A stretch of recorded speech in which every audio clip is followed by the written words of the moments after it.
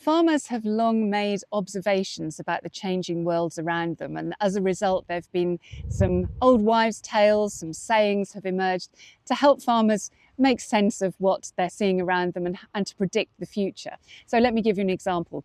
Red sky at night, shepherd's delight; red sky in the morning, shepherd's warning. There's another one relating to when the leaves come out on the trees. Oak before ash, we're in for a splash; ash before oak, we're in for a soak. Now I'm here in a field of sugar beet, and there's a really nice saying relating to the two county shows in the east of England. So it was the Suffolk show last week, it's the Royal Norfolk show in 3 weeks. And you can see the leaves are starting to expand, and the leaves along the row are pretty much touching now. And the saying is that they should touch along the row by the Suffolk show and across the rows for the Norfolk. So this is the time where we're going to be seeing expansion of that leaf canopy. 3 weeks time they should be touching each other across the rows. Now, the British Beet Research Organisation, that does a lot of the research, as it says on the tin, for sugar beet, into sugar beet, they don't rely on snappy sayings and old wives' tales. They use proper technology. And some of the work that they've been doing, particularly around pests and diseases, I thought I'd just tell you about.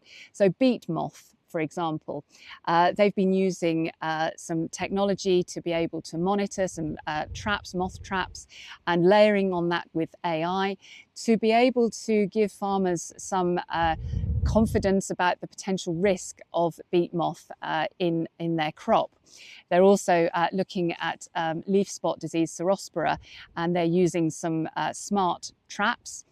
These spore traps, it's an airborne disease, and these traps, the Spornado spore traps.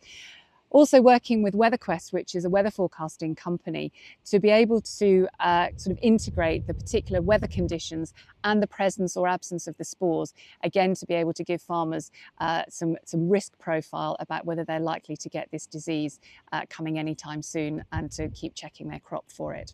So no old wives' tales, just proper science. So what else has been going on this week? Well, I have the pleasure of being a member of the Industry Advisory Board for the School of Computing Sciences at the University of East Anglia.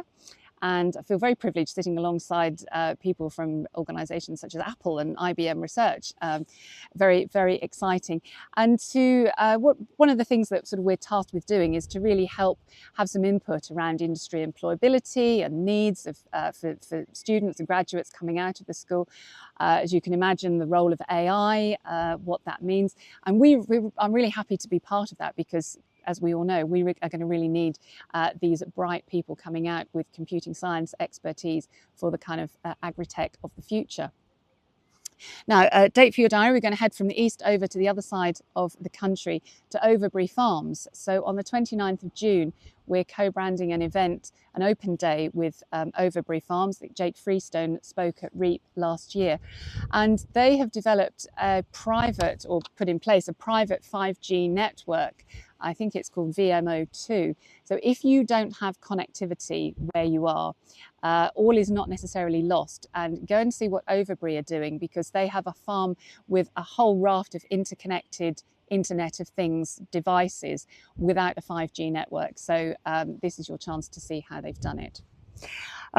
Okay, and the other thing to just tell you about, I met a really interesting lady from New Zealand on Wednesday night. She has developed sort of chemical risk management through software as a service. Bear with me here. She has a background in regulation, and obviously regulation of chemistry is really important, but also allowing farmer and agronomy choice around the potential sort of impact and properties of different chemistries that are all available. And you just might want to, as well as sort of assuming efficacy, you might also want to just be aware of any of the other parameters around how your chemistry might be working. So really interesting discussion. Kate, lovely to meet you. Rosie, thank you for the invitation. Are you at Cereals next week? If so, I will see you there. I'm on a panel at I think 11 o'clock for the Women in Food and Farming. So hopefully see you there. And in the meantime, have a lovely weekend. Thanks for joining us for this week's Agri-Tech Update. Subscribe, share and stay connected. And don't forget to sign up for our newsletter to get the latest innovations straight into your inbox. See you next week.